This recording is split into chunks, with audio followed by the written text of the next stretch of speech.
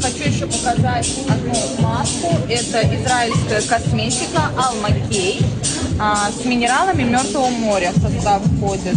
Очень большая линейка. Есть крема, скрабы. Плюс здесь у нас маска для тела с грязью Мертвого моря, да. Но у них такие не сильно выраженные отдушки. Нейтральная, да, она больше? Нейтральная, да, она так. Кстати, вон рядом стоит соль Мертвого моря, скорее всего. Это можно в ванну добавлять, антицеллюлитный эффект будет. Потом намазались вот такой грязевой масочкой, обернулись пленочкой. И это